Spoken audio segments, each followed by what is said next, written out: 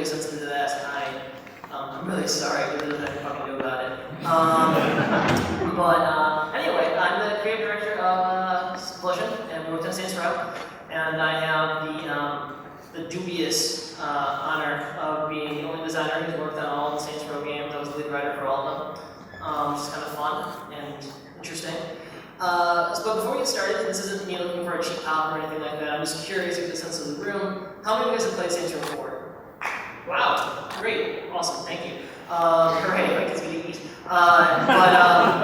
Mostly it just comes knows when I start talking about specifics, because most of you guys will know what I'm talking about, so that's good to know. So basically what this is going to be, since Saints Row is kind of big and odd and strange, it's hard to go on, like, where do you start talking about it? And so basically the format that I'm going to do today is kind of answer the most asked question that I get, and then from there I'm just going to open it up for you guys to start asking questions that I can go and speak to, because again, I don't want to waste your guys' time, so I want you to know, answer your questions, and I can talk about this shit for hours. So again, to go over that, Saints Row is weird, and as a point of reference, this is a picture of a ninja fighting Bagheera.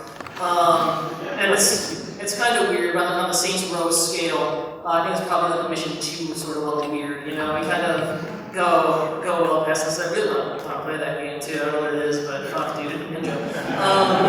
As a result of this, the most commonly asked question that I get is like, okay, like how do we make this thing? Where do these ideas come from? How does this shit come to be? And of course, like the go home answer normally is like drugs and booze. Sadly, the real answer is less Hunter S. Thompson and a little more sappy. And it's a long-winded answer. It's going to meander a little bit, but trust me, we're gonna get there. So in an interview a couple months ago, actually, the lead designer of Saints Row said the DNA of Volition is fun. And I thought about that for a second. I'm like, man, that's a really fucking good answer. And when I really started reflecting back on what did that mean, and it really is true. The DNA of Volition is fun, and it's something that I think carries through in the work that we do. And yes, on the projects, we go and have our nefarious meetings where the directors and leads will go and give direction and give notes to try to go and fix things or make things better. But the reality is on the day-to-day, our team argue a lot about what we think is fun.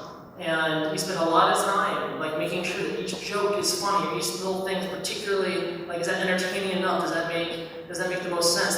We don't have flying in Saints Row 4 because after much rigorous debate it was determined that it takes more skill and it's more fun to make precise jumps throughout the city than it is just to go and glide over everything. And so after much rigorous scientific testing, we said, we think that jumping is more fun, and we're going to make this choice. But in Saints Row 3, we had an hour-long meeting that was dedicated to the entire fucking design staff. The burn rate for this meeting was insane. And the entire meeting was to solve one problem. We had to do a game show.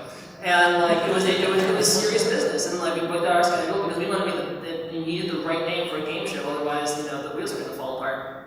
But it's not just in production internally that you go and see that. I mean, as a studio, fun is kind of what we do. And yes, there's lots of video game companies that'll have wacky parties and release stuff. That's the obligatory dildo that the Escapist requested.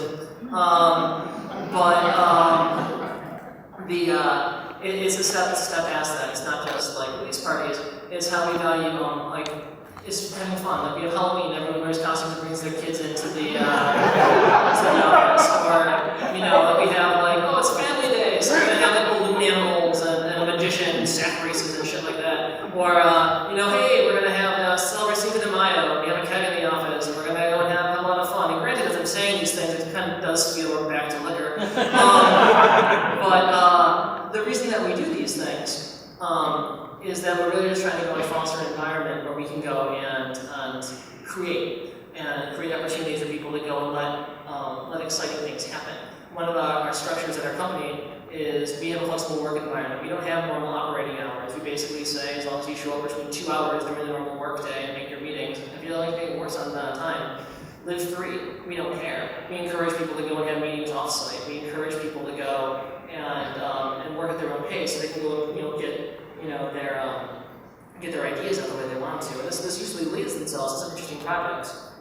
Like for instance, the Saints Row Children's book. Or the World War book. It's really cute and kind of fun. But it's not just things like for marketing material or kind of goofy whimsical ideas that we put down. There's actual tangible assets that we go and get out of it. And a great example of that is the dubstep gun. And the way that the dubstep gun kind of came to be was at the end of Saints Row 3, there was a group of guys, and they were like, man, like, we think that we should have a gun that kills people with the power of music. That'd be fucking awesome. And so they were really excited. They started doing work on the side. They got a weapon designer and the audio guy was like, hey, the dubstep gun to go and work. Well, later on, every once in a while, we also do things where people can go and take a week to go and develop whatever the hell they want. So you get a lot of interesting things that kind of come out of that. For instance, the textures that make us have our crazy murder bots, like that came from some guy just saying, hey, here's a week to do something. Make a Terminator, fucking awesome. And so you high five. But another group of guys, independently, started developing a music gun. It was like, man, I want to kill you with the power of dubstep. Independently, without knowing the other group of people, we're doing the exact same thing. So when they found out, it was like, oh my god, this is what we've been waiting for. And now together we can go and use the power of music to kill our enemies and bring joy to the masses. So hooray. But it's not just internally that we apply these sorts of philosophies. As we work with externally, we work with outsourcers like mocap actors and voice actors. We have the same philosophies. Like this right there is a picture of our mocap team that we've used on Saints Row. And it's really interesting because we've had a lot of these guys since Saints Row 1. And we moved in studios, we recorded in New York, and then we moved to New York. We said we can't go in, recording in LA, but we can't go and like not use Henry and A-Ray, that's bullshit. And so we flew them over to Los Angeles so we could go and work with them there. And it's really not like working with contractors, it's a family. And it's really important because we brought in, again, these lots of voice actors or mocap actors who are really fucking talented people. They're really, really good, but the personality doesn't click. We won't use them again. And they're wonderful at what they do, but it's like, you know what, we don't want someone who's just good at their job. We want someone who's good, who fits with our culture, who fits with how we view the world and how we view entertainment and how we view the creative process. Because I want to build a connection with people. And it's really, really important. You don't get the jokes that you get if everything is sterile. It can't come from one mind. It has to come from building off of each other. And so like, when I know a voice actor, I will rewrite the script entirely once I know who's cast. Or I'll have them in the booth and I'll hear what their speaking patterns are. Ooh, like, you always say this when we're just hanging out for a beer, but that's really good. I'm going to start working that into the lines because it's a natural thing. It creates a sort of shorthand. A lot of the female player says, fuck me running a lot. And that's because Laura Bailey says, fuck me running all the time. And so if we're in the booth and I just have that be her line, she knows exactly where to go, right? I don't have to give her any direction. She sees it, she knows exactly what it is, she says it all the time. She says when she's talking about her friends or and she knows. And I can only get that because I know her. And by building on that, that's how you start getting that moving. And it's great because you start creating these synergies where it's not just about one person, it's about working with somebody to go and create. And that throughout the entire process. And so now all of a sudden people start bouncing ideas and they're incorporating references from their favorite movies or their books or their video games. Or like wrestling's fucking awesome. And like when you go and you start like putting these things all together, something very special happens. Because these aren't references that are being made because we think they'll be neat, that we think they'll be funny. The references that are being made because people really fucking like it. And when you make jokes about things that people really like, you're not judging it anymore, right? And when you're not judging it, then it comes from a place of honesty, and it's not fucking mean. You're not taking a shot at anything, you're celebrating it. It's a great example, it's a lesson that we had to learn. But back on Saints Row 1, we used to go and give respect bonuses for different clothing items. And on Saints Row 2, we're like, no, we don't want to do that anymore. And the reason why is because who the fuck are we to go and tell you people that you should get more respect for wearing a certain piece of clothes? It's like the shittiest thing ever. Like, you shouldn't go and get a bonus. Like, you just want to celebrate the thing that you like. So fuck it. But at the end of the day, it's not about us. It's about you guys. And so at the end of the day, how do we go and do the things that we do, how do we get these ideas? The answer is actually really kind of simple. Like you inspire the fuck out of us. And so, like when you go and have that, it's really easy to go and create that stuff because it all comes back from you. So that is like the really long-winded answer. Where do ideas come from? Is steal the fuck out of things, mostly from your minds. And that's really lame and boring, no, but that's it. What do you guys want to talk about? Because I can go on for literally hours. What happened to Zemos? What happened to Zemos? Well, spoilers, he was on Earth, right? Things happen. No, we do actually have, we are going to be doing some DLC content that has some friend faces that people haven't missed before, so you might see Zemos again. Yes, sir? Oh, with Keith David, what was it that made you decide to bring him in as a character as himself? Right, okay, so we actually struggled for a long time trying to go and find the right person to go and play the vice president. We knew actually originally we were going to go and the story of Saints Row was getting written and rewritten a bunch of different times. And there was one time when we wanted a celebrity to play themselves to be the president, and at one point we're like, fuck it, dude, why have that? Let's just be the player. That's like so much cooler. And then we knew that we still wanted someone stuck cast to play the vice president. And so we were doing a lot of like head scratching and trying to figure out who do we think would be like the funniest person, or we came close with like, oh, this would kind of work, would be funny, and then what it really came down to is I was looking back on the franchise, and one of the big philosophies that we have for Saints Row 4 is that it was all about fan service, right? And it was really important that the game felt like a big warm hug to people who have been with the game for so long. And so Keith David's fucking great. And we used him as your mentor in Saints Row 1 and 2 when you were back on Saints Row 2. And so that would be really, really cute to go and bring him back, and now Keith David works for you. But it's different, it's a different character. It's Keith David, and then it also kind of ties into some other fun stuff that we can do later down the road. And so it really was just kind of like an in-joke that we thought was really cute. And we thought it was kind of a nice way to kind of bring the family back together from Saints Row 1. We're bringing back Ben King, and so we're bringing back Julius, but it's not really Julius. We're making some jokes about him being similar but different. And it just it created a lot of opportunities for humor. There was a different sort of joke that we would get out of, say, like, the Burt Reynolds joke was really funny, but it worked because it came so out of left field, right? And so it's like, oh, Burt Reynolds is the mayor, who would expect that? Any other celebrity that you go up in that role, you're kind of like, you're setting yourself up for failure, because who's going to go and say that to Burt fucking Reynolds? And so, like, the joke couldn't be about who's a funny celebrity, right? The joke had to be about what's funny for the franchise. And what's funny for the franchise was to go back to where we started, because then it has heart, and the joke has meaning, and then it's not just, oh, it's goofy, because we got this guy who's famous, you know? And that's not, like, I think the sincerity of Keith David being Keith David is what made it so funny. So, again, a lot of this is the fucking Beaker and Munson thing, right? There's so much work, and oh, it's Keith David. No, it's not just Keith David, it's the light, you know, it's a drink.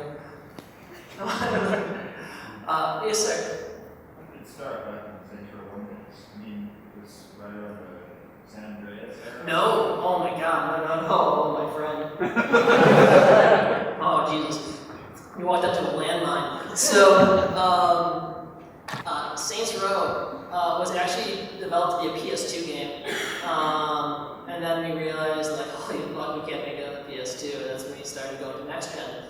But the thing you gotta remember at that time, like Rockstar plays everything super close to the vest, right? Like they're super hush-hush with everything that they're doing.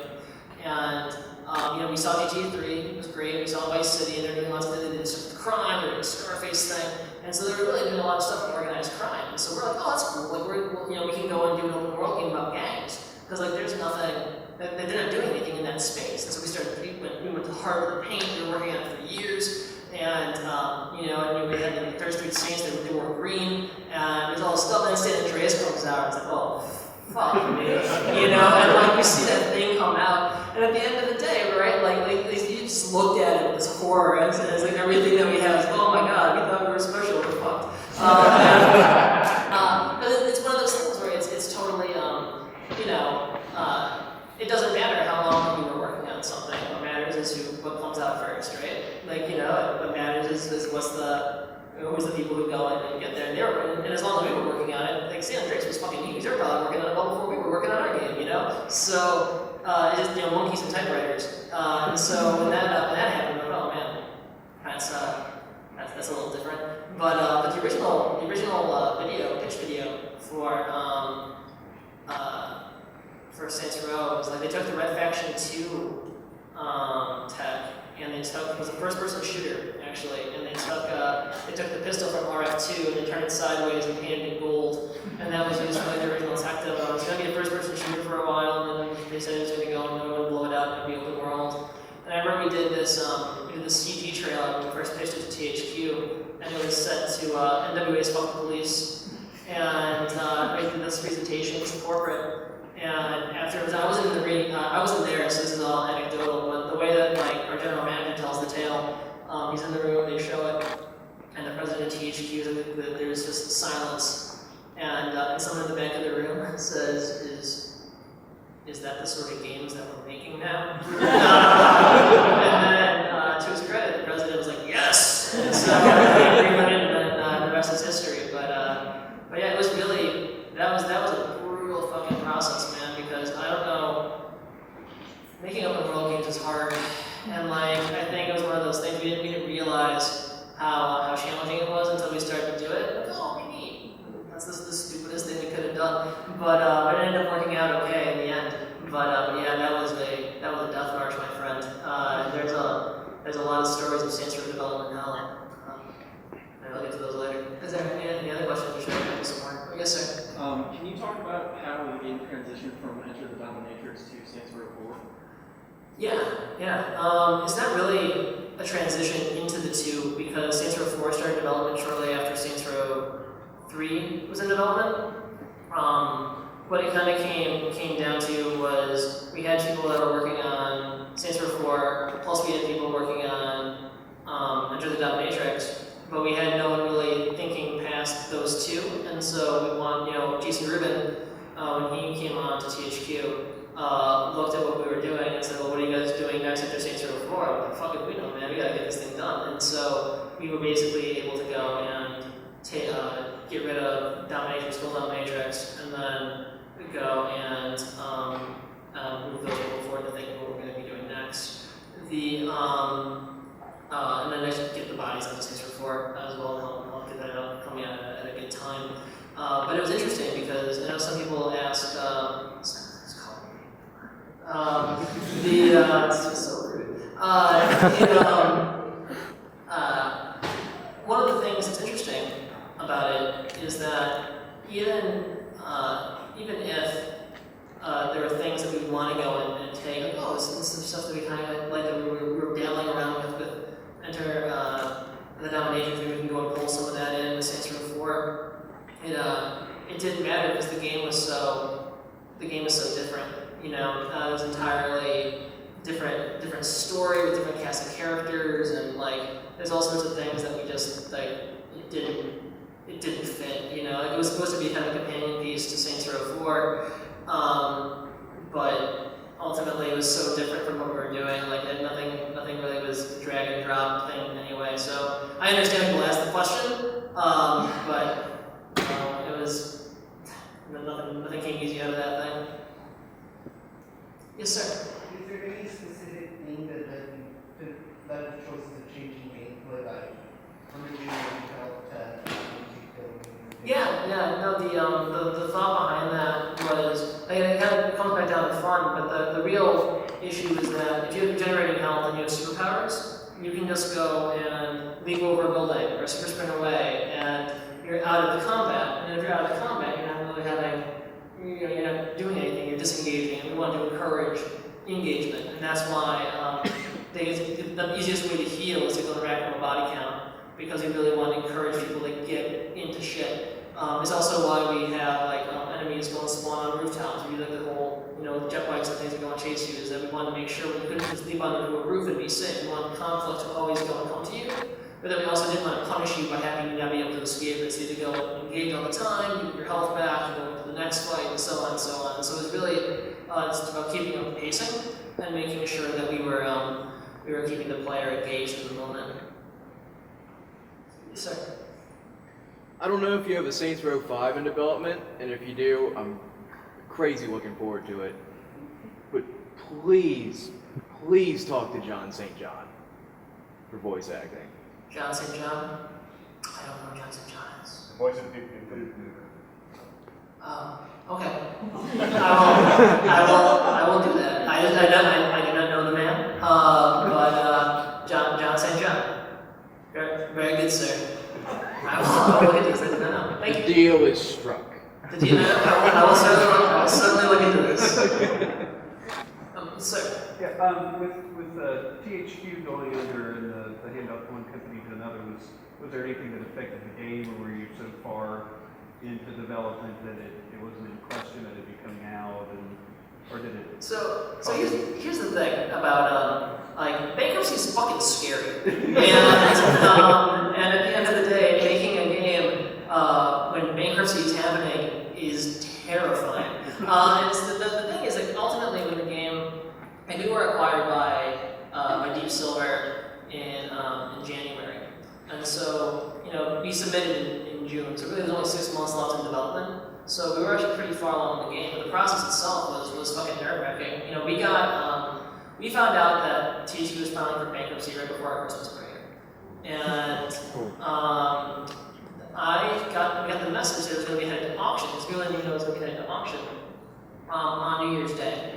And so basically, right after the first into the office, the other directors and I go into a room and we're trying to figure out what the fuck is happening. And it's really, really scary because what happened was you would go and we had to show our wares to everybody. And you had a potential buyer, you basically pull behind the curtain. Here's what we're making, here's where we're going, here's the time that we have left to go and improve it, this is what we want to go and do.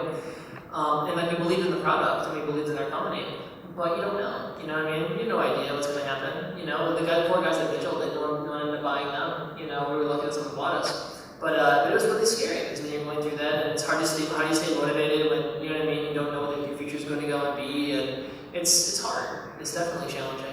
It was interesting though because we would see these different reactions, and we actually thought that Deep Silver didn't like us. Because only one guy showed up. It was the CEO of the company. And he showed up, he was there for like an hour, and then he left. Well, that one didn't go too good. And the reality was that he spent a lot of time at teaching corporate before that, and because Deep Silver publishes the games in Europe, he was already familiar with the products, he was just making sure we weren't lying, and that's, oh yeah, kick the tires, everything's cool, it's gonna go, good deal. But there's another publisher who was looking at the game, and I remember they came through, they looked at the game, they set up a phone call, they would follow a call, and it was really interesting seeing the difference between how Koch responded and how this other publisher did.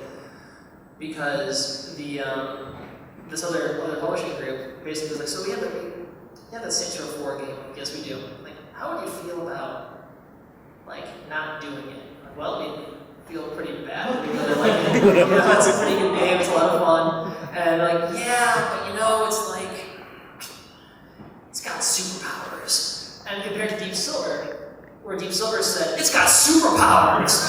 They were so fucking excited about it. It's awesome, let's do all these things with it. And it's like, we really lucked out because we were purchased by a company who, we're their first internal company, and what it basically results in is them saying, listen, we trust you, we're gonna sign the checks, you don't fuck us, and it's scary, it's alright, but just do what you want to do. We have total creative freedom. So from a publisher standpoint, it's been actually really, really kind because they basically said, we don't want to go and touch Saints Row. You go and do what you guys do, and we are going to stay the fuck out of the way. And that was incredible. It was an incredible thing to end up in that position where we were working with some people who were not stopping us creatively or telling us what we couldn't put in the game, and they were very supportive. So it ended up going great. But, who wants to be uncertain for a month, right? And it's hard to go into your focus when you don't know if you're going to go and be able to pay mortgage the next month. Hooray! Yes, sir. This may be sort of a two-parter, but given that you were acquired by another company, and I don't want to give you spoilers for anybody who may not play it, but there's a certain level of closure, I guess you could say, in Saints Row 4.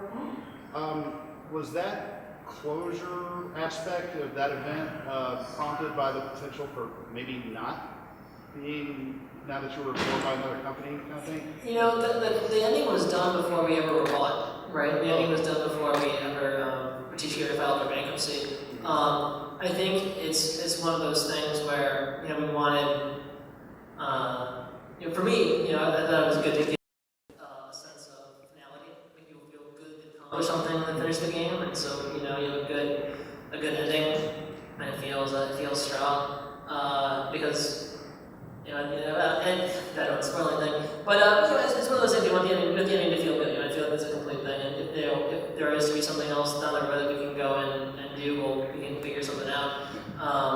But it's also kind of hard to go and top yourself after you've done some of the shit that we do in that game, and so. But you know, at the end of Saints Row 3, we thought, oh my god, we can't go on top of this, and the next thing you know, aliens are showing up and you're jumping over buildings. So, you know, given enough shenanigans, anything is possible. But yeah, it was a little tricky.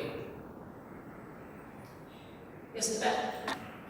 There's a lot of stuff in Saints Row 4 that I'm a game developer, and I noticed a lot of like little things like a lot of the characters in that. Like, Next question. Sorry.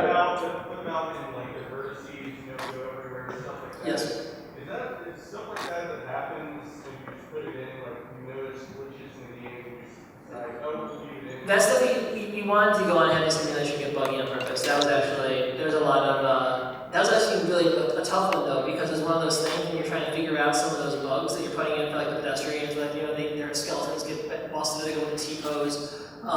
That's actually a really tough conversation because it's a fine line between figuring out, like, what's something that's a bug that's obvious enough that people will go and get that it's supposed to be an obvious bug, versus it just looks bad, you know? And like, trying to find that line is very challenging because you want to make, like, you want people to be in on the joke. There's nothing worse than like, oh, it's gonna be, oh, fuck, they just think we can't make a guy, you know? And like, that's what you want to happen. And so, there's a lot of talk on the art side about like, what are the right sorts of visual glitches and things like that to go to make sure people know that it's prevalent. But the thing that's funny is that sometimes it's going so far the other way, where like, you know, we had various like tiling effects and stuff like that on building textures and things like that to go make it look like this little Ripley thing. But then like, as getting people sick, and it also could have been trying to push it too far. It's like, oh, we do it a lot, and we'll know it was on purpose. But if you don't do it, it was all that like fine tuning it. But it was very, very much a conscious effort. As we had like the glitch going, we got to run out of it. It's like, oh, it's really funny, so we'll make the player do it on purpose, and then they'll help educate that it was actually on purpose and not like some broke ass shit. So. I know it's addressed in the storyline in Saints Row 4 about Shondi, but was there like a production reason between 2 and 3 why they changed the character? Yeah, it's like, it's interesting. There was, on Saints Row 3 had also went through a number of story iterations, and there was, originally actually Johnny Gant didn't die at all in Saints Row 3, but then, you know, we wanted to be really some like emotional stuff that happens in that, and so like we went and killed him, oh, that's cool, we can go make that work, and so we go and we read this version of Gant getting killed, and then I got notes back, and they're like, you know, Steve, here's this thing, it's really sad. Like, yeah, man, it's like his best friend's dead, and it's kind of a bummer. And there's this whole like sub story with like survivor's guilt and like Shawnee cuts off her hair, and it's entire like thing about that. That was in one of the earlier drafts of the script, and it was just, we were looking at it, and it was just really it was really sad. And there's like this thing that you really want to make people feel sad, you want to try to go and like you kind of pull some of the comedy. And so the problem is that we start pulling more and more of those moments out. That kind of, like without some of those connecting tissue to those moments, it just made it feel like a total 180 to the character, right? As opposed to like seeing how those changes actually happened. Right. So that's kind of how that ended up being the case. But so it was, we were trying to go to a transition for a character, and then we started pulling some of those pieces away. And it's weird because when you do that, like internally, you know what was there before, And so you don't always see that something is missing because subconsciously you fill in those blanks, right? Like, oh, it totally works. I know it used to be there. And you forget that the joke had to go and be about the game, not about the joke. It was the only choice, right? So like there's other things that are like whimsical. Like sure, that there's probably like people that can be more whimsical or goofy than Keith David, because Keith David isn't necessarily like, you know, like if I go and like hold up the two people and say like, let's pulling name out of my ass here, like Justin Timberlake or Keith David, or more people know who the fuck Justin Timberlake is, you know? But at the end of the day, Keith David is the right choice. And like it was really the only choice to make. And so I feel very there was a no-brainer. There was no doubt, no moment of hesitation. You get Keith David. What element of any of the Saints Row games do you wish was still there but had to be cut for whatever reason? Oh boy. It could be on like a game for game basis. You know, it's a minor thing. I wish on Saints Row 3 we were gonna go and have like fully cut like actual episodes of Nightblade. I was really excited about those. I was really excited about those. Ultimately, that didn't make it to the radio ads. And then on Saints Row 4, we're going to have a Bollywood number, but the Bollywood number turned into the Soul Train line, so I have no complaints about the Soul Train line. Come on. Soul Train. So we got dancing in, so that was still good. Having? No. Never mind, sorry. I almost ruined my own thing. But there's mirth coming in the future. I had another dream, but it is coming to pass, which makes me happy. Is there any? Sorry? You are working on a fifth one? No, DLC. Sorry. But let me tell you something, it's really fucking funny DLC. So, like it is, like no bullshit, all the things that I've written. Like, there's a pack coming out, and like my heart sings. I'm so fucking excited about it. I got like no bullshit. I'm a grade A pussy. I was watching the cinematic, and I shit you not, a tear of joy. Like it was like as I watched it, I sat there like, oh my god, and like I can't believe that it came out the way that it came out, and I squealed. It was really really fucking embarrassing. My office mates like, what the fuck's your problem, Steve? Is there news coming out about when we'll see it? So here's the problem. I want to go and there's so much I want to go and do and say, but like I don't have like I don't know if you know what our marketing czar. Her name is Aubrey Norris, and she will fucking cut me if I tell her. So I learned it's best not to go and cross her. So I obey her maniacal limbs. So. Will Genki and the Game Builds ever get a bit of expansion on their organ, or why the hell they keep coming back? So you know it's fucking weird because like there was a discussion about having a thing about that, but I don't know if we're gonna go that hard to the paint with it on this one. That's gonna have currently planned. I mean maybe down the road if like there's this big demand for it. But honestly, like we love Genki. He's wonderful. I love our crazy cat man. But I think it's time for us to go and put that chapter of our lives to bed. And so we love him. He's very. Don't say that. No, is it like I will say this? You will see a special Genki thing does come up in DLC, but it's not like there's no like deep thoughts of Professor Genki. You know, it's not like his inner monologue finds out how does one become a maniacal man cat. It's still you will get something. So. Well, we thought that's intimidating. Yeah, that was fucking weird.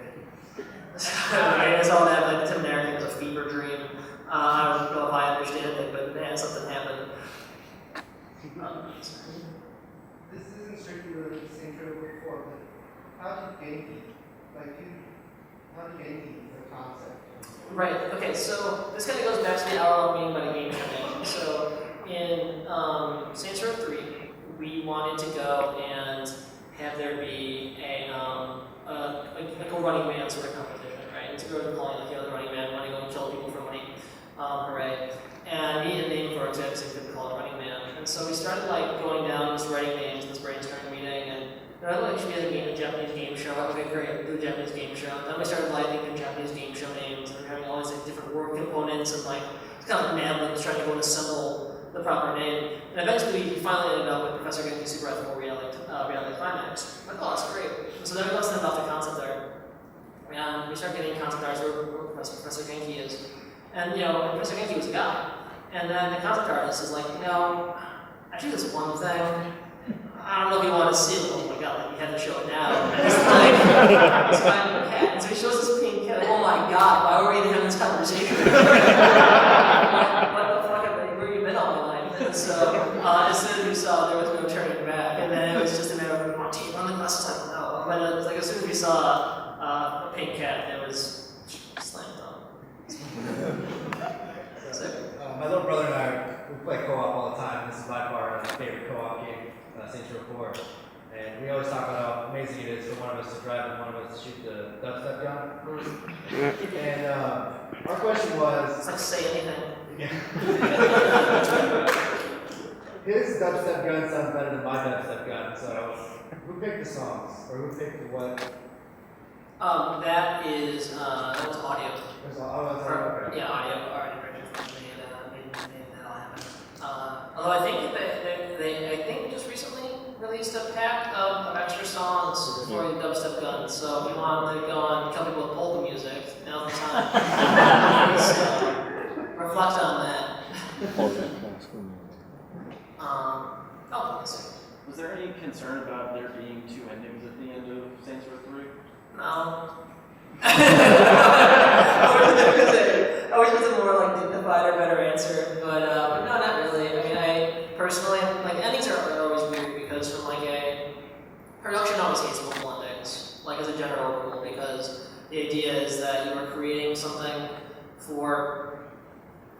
Statistically speaking, most people don't finish games, right? And the longer your game is, the less likely that people are going to go and see the end of said game. So whenever you want to do things that are like extra things at the end of the game, producers kind of look at you and go, fucking really, man, you have to do that. But for us, we really thought that it was actually kind of important because we wanted to go and reward. If players are that invested in the game, then we should give them a little something on the back end. So it was like, from a design side, we always wanted to go and do it, and production's like, okay, you get it. And so, but there was never really any question about it. We just thought it was kind of fun. And we got an answer around it, so high five. Anything else? We good? Bueller?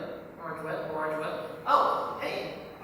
What is like your favorite thing out of all the Saints Row?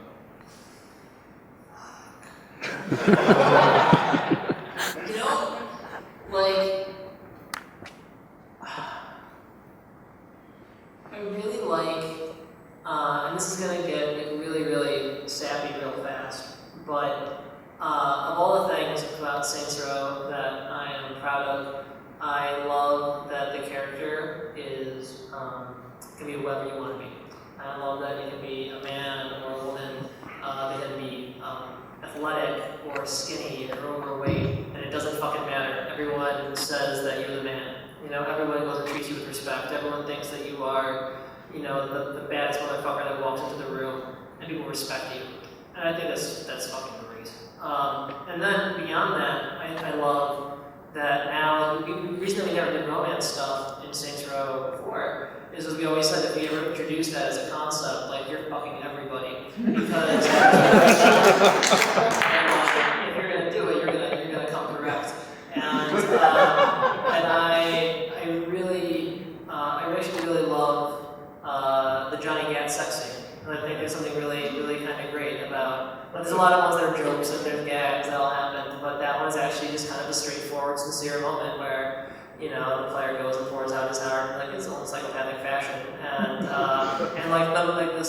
most masculine, red-blooded killing machine in the world gives him a hug and a kiss. That's awesome. I think it's really great, and if you find that as being straight, it's great. If you find that as gay, it's great, and it says something really or whatever. But I think it's really cool that we did that to kind of our iconic ass-kicking motherfucker Johnny Gat, and of course no one cares because it'll be a judgmental prick. So it's it worked out. I think this is really, for me, that's my favorite thing is that because it's a comedy game, we could go and do things that I feel like other games we're trying to be so fucking serious all the time just don't do.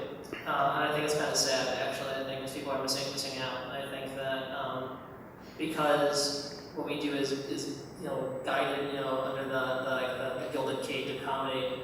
We can actually go and say something that's kind of interesting. So for me, that's my favorite part about it. So hooray! So why is Keith David off limits? No one fucks Keith David. No. The reason Keith David is off limits is actually, he's a businessman. Right? He doesn't just go and fuck anybody. He doesn't save the world. But if you notice though, it wasn't that he was off limits, because he was off limits to everybody, right? Like one side is going to fuck Keith David, and the other one doesn't, right? But it's like that. To be perfectly honest, that was one of my things, because it's like he's playing himself, and I don't want to go and he's married. I don't want to go and make a thing with him. It's the lines of like, oh, why are you fucking another woman? Stay away. So let them know. And also because the player wants to go and fuck somebody, you just go ahead and fuck anybody. You know what I mean? Like, yeah, the guy said no. No means no. Back off, dude. Back off. Okay, but you mentioned you have all of the customization. You can have the different folks, different voices. But of all the voices, is there any one voice actor's characterization of the boss that kind of sticks in your head? Yeah, no, absolutely. I think the thing that's interesting is that because we record the game 7 times, each game I have a different favorite, and part of the reason for that is we have one person who does records all the initial pass, and then all the other player voices have to go and try to go and match that person's timing and performance, And so I usually have a bias to who's the first person that I'm recording with, because that's when I'm first creating those moments and creating those character dynamics, and so I always have like a personal affinity to those. But then because we also change things up in mission lines as well, they really. They're all really good. I think Laura Bailey fucking kills it. I think she's an incredible, incredible voice. I think she was also really I know the rest really funny. I don't know. It's hard, but I think that Saints Row 4, Laura Bailey is probably my favorite. Though my character looks like Princess Tiana, so he's in Silver Force. Just saying. What is that a dodo bit? That was a man named David Payne. You can go and stalk him whenever you want. He was our weapon designer, and so he just made a dildo bat, flappy simulation. Interesting because when Saints Row 3 was released in Japan, we had to go and take off cock simulation, and so the dick couldn't go and move, which in a weird way actually made it more offensive to me. Before was kind of flaccid hanging out, and then it became much more violent actually. So I don't know, Japan. It's a little fucking rough. But what do I know? So in regards to Saints Row 4, of all the historical figures to pick, why Jane Austen? Is that really a question? It's Jane fucking Austen. I think that no, I always thought it was really funny. It was one of those things where I really Zinyak was a really fun bad guy, and I'm a theater nerd. That's my background, and so on Saints Row 3, I had this entire subplot about theater all through it. And there's the thing with the Saints are trying to put a rendition of Simpsons' A Dollhouse, and people are like, what the fuck is wrong with you? See, no one's gonna laugh at Doll's House joke, but it's really funny. It's just stop. So then I made the bad guy be one of the baddest erudite person who loves culture and Shakespeare, and so now it's okay to go and have those references because the bad guy likes that. You're not saying the player all of a sudden is really big into Shakespeare, which is kind of out of character for him. And so this gave us a way to play into that. And it also works as a joke in Saints Row 3, where at the end we only get their last minute's confessions. One of the player voices confesses that he loves Jane Austen. He read Pride and Prejudice, they picked 13 times or something like that. And so I'm going to go bring that in. I just think that the idea of having Saints Row having a narrator, this grand pomp and circumstance, is just innately funny. And then once you start doing that, then it's okay, well, the joke, there has to be a joke of who the narrator is. We could just have a random person who could go and be, and then, who's going to be a funny person for that, and then, oh my god, Saints Row has Jane Austen. I mean, that to me is just like, come on, it's Pride and Prejudice, right? Who doesn't love Mr. Darcy? Anything else? Oh, shit, alright, yes? The out of the car radio, that the ability to just listen to your music anywhere, fly out of space.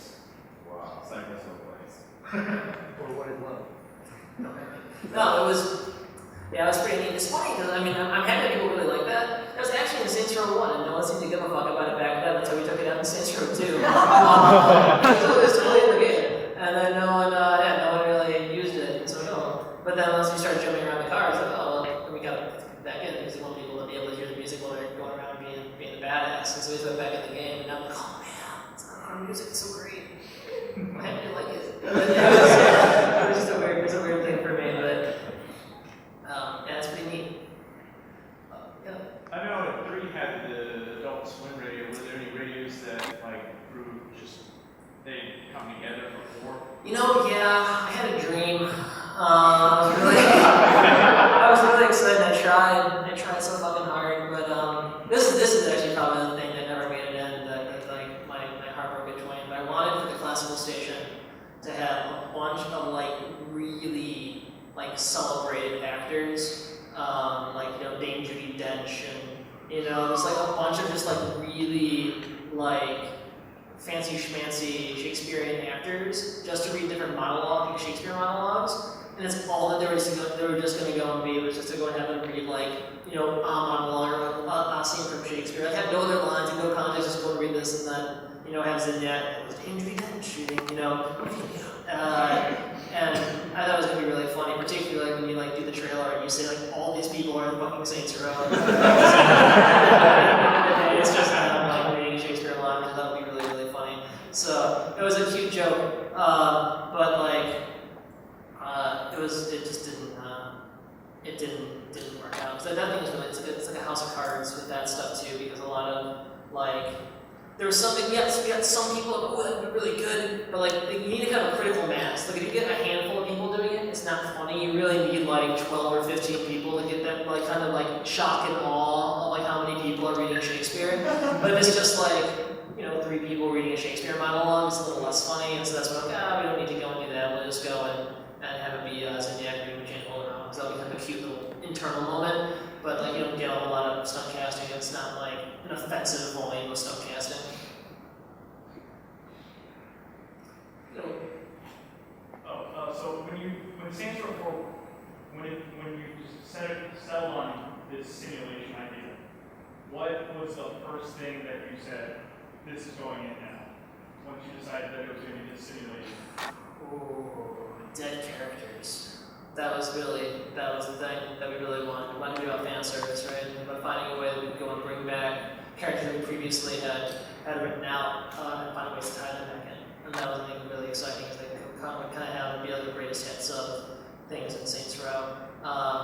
And it's funny too, because like as fucking bizarre as Saints Row 4 is, I actually think it is the most cohesive story from like an actual traditional structural standpoint, because even though the things are batshit and there's weird things in it, there is a reason, just the reason is stupid, but the reason is still there, and there's a reason for those things, whether or not you buy into that hook or not. But yeah.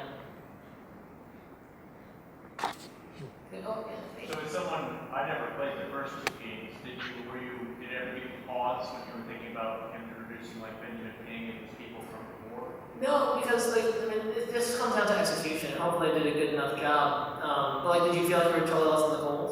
I felt like the missions, I got a pretty good idea of like who these people were, and they tied me into them pretty well. So yeah. Right. I mean, that was the hope. Like the gag is like if you played Saints Row a lot, it's like, oh man, I'm back with Benjamin King. This is awesome. And if you didn't know who Benjamin King was, it's like, oh man, my chief of staff's a badass. And people really seem to go and respect him. There's a history between them. What does that going to mean? But like, that's what I mean. And so I think we're just trying to go and showcase those character dynamics to make it be appealing to either side.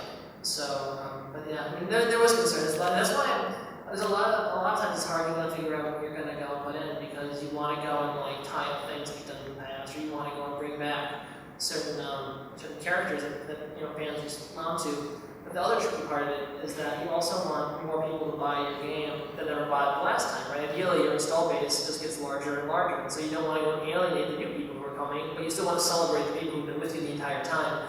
And so trying to go and walk that line is always tricky, and I think we did a pretty good job on Saints Row 4. I'd be pretty pleased with it. So yeah, it was hard, but you know, I love Benjamin King, so it worked out. Did you have Harris record your dialogue before the game? Sure did. Absolutely. Good story. Got a lot more famous since second game. Well, you know, Mila Kunis was in Saints Row 1. She did pretty okay for herself too.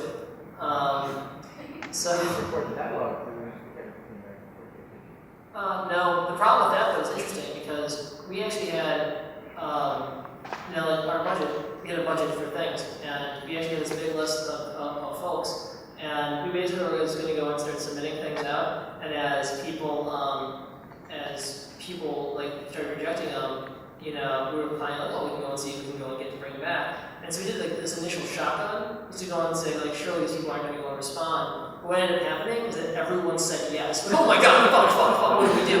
And so then we just had a panic attack where we got like everyone came back. And so we started bringing back Tyler, we don't really have the money. But it was just one of those things where we had the offers on everybody, and it was like the first round of people all came back with yeses. No one said no. And when we got the bunch of yeses that we did get right away, like just stop, hold there, do something out yet? No, take the offer back, take the offer back. Because we couldn't have afforded it if it actually went through. And so we were just kind of amazed that so many people wanted to go be a part of the game again. And but I think that actually kind of speaks to the earlier point of like we try to create a fun and happy environment so people had a good time working with us. So they wanted to come back and I was happy. So my opinion just ended up being a casualty of not having enough money. Mila Kunis was a casualty. She was not a casualty, but I guess it was, I guess, like at the end of the day, it was one of those things where she was a casualty of not checking her email faster than everybody else. Like, that's what it came down to. And then, at the end of the day, and like she said yes before someone else said yes, it would have been like, high five! She doesn't even know. Like, she didn't like, get the offer and she turned down, so that you know. Again, she's gonna cry to herself to sleep on a huge like pile of money at Oscars, so I think she'll be okay. She's a really nice person though. But well, I guess that's it. So sorry, yes sir. What would be why we can't customize the top half of the male president's suit? I don't have one. I can't. I don't know. I don't know why you can't. I have no answers for you, sir. I'm sorry. I'm not an artist. I don't know what the reasons are for that. It's a really depressing last question. I'm sorry. I'm so fucking sorry. Oh, more awful thing. Why'd you take out the ability to change your socks? Shit. Clothing layering was one of those things that we all actually really loved, and it was basically an artifact. We went from Saints Row 2 to Saints Row 3. We had a different engine, and the reason we were able to have so many different customization items on stuff in Saints Row 2 was that all of our pedestrians and the player were on the same skeleton. And so basically anytime you created an asset for anybody in the game, you were also creating an asset that was usable for the player. And so that's why you can get these like wide variety of things. But on Saints Row 3, when we moved to a new engine, different characters have different skeletons. The pedestrian skeleton is different than the heroic male skeleton, which is different than the heroic female skeleton, which in turn have different animation sets and whatnot. And so because we did that, we were able to get better like fidelity as far as animation and better asset fidelity. But it also became a problem for customization because what it basically meant was whenever we made a customization asset, it had to be specifically made for customization. It wasn't just a drag and drop proposition anymore. So it wasn't like make something over here, get a reusing customization. It was make everything in the game, make everything in the game again work with sliders for customization because everything was just baked into the other models. And so then there was no reuse, and that's kind of why that happened. So it was just it fell on the sacrificial altar of new tech. And we wanted to go and put layers back in. And maybe one day we would have gotten there. It was just at the time that we had X amount, time and money, man. Like you only have so much to get the game out the door, and so it was a sad casualty. But I like playing dress up a lot, actually. I spend most time doing that with the average bear. Again, Princess Gianna. But, it just didn't happen. It was sad. But there's still like a lot of fucking customization in the game, you know? There's a lot of stuff, but that's basically where the game comes in. So, yeah, sure. I don't know, what time is it? Right about it. Yeah. Oh, great. Yeah. I got a lot of floods and outtakes from the Pearson. Oh, yeah. We got, no. I mean, we have all sorts of, thanks. Schrader. No, it was, yeah, we have a good time in the outtakes. But the thing is, hooked up with audio visual stuff, actually has some wacky outtakes. But yeah, we had a lot of fun in the booth, and there's usually no small level of mischief. Just a friend was really hard on a lot of people. That's why it was mercifully cut down. But the whole song, oh man, it's a lot of action. Here the biz. Well, all right. I think yeah. Thank you so much for listening to me.